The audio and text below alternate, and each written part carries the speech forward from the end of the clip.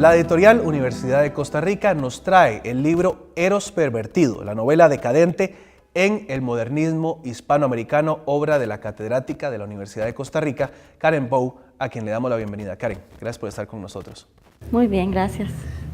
Comencemos hablando de qué podemos entender las personas lectoras por novela decadente. Es una, digamos, precisión que yo hice en este libro respecto de la novela de fines del siglo XIX, concretamente la que pertenece al movimiento del modernismo. A mí me interesaba estudiar fundamentalmente el tema de la sexualidad y el erotismo, y me parecía que si bien el modernismo tiene una gran cantidad de cuentos, novelas, más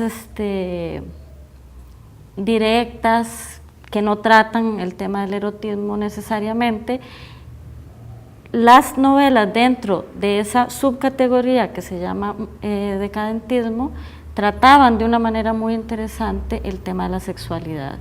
De una manera marginal, por ejemplo, encontramos las primeras escenas del lesbianismo, algo que ahora se trata mucho en la novela contemporánea, pero a finales del siglo XIX era un tabú. Había una relación entre las posturas médicas en cuanto a la forma en que entendían la sexualidad en esa época y los autores, su postura también. Sí.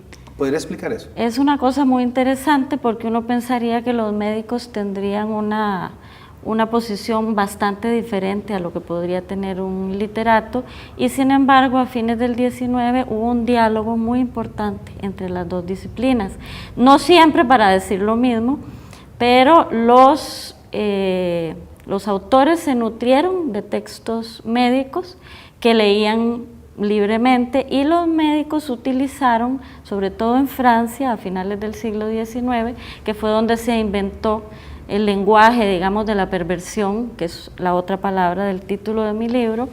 Utilizaban mucho novelas, por ejemplo, o narraciones de personas que se consideraban perversas a sí mismas, y entonces las publicaban como historias de vida, como autobiografías, dentro de editoriales científicas, médicas.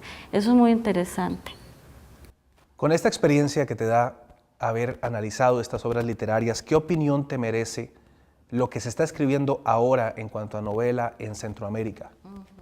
Y el tema de la sexualidad, por supuesto. Sí, a mí me interesaba mucho, digamos, marcar un precedente, hacer una relectura. Cuando yo empecé la investigación, que fue en el 2005, yo duré prácticamente 5 años haciéndola, los estudios sobre la época modernista tendían a ser más tradicionales.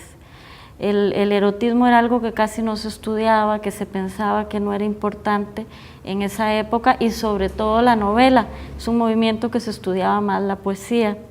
Respecto de la novela contemporánea en Centroamérica, el erotismo sí es un tema fundamental. Hay 3 autores que a mí me parecen muy importantes: Ana Cristina Rossi, que es una pionera, con María la Noche, José Ricardo Chávez, también en Costa Rica, que tiene 2 o 3 novelas con un tratamiento muy fino del erotismo, y Arturo Arias, el escritor guatemalteco radicado en Estados Unidos, que tiene novelas totalmente transgresoras, digamos, de lo que sería la sexualidad establecida. El status quo, por decirlo así. Muy bien, Karen. Muchísimas gracias por haber estado con nosotros.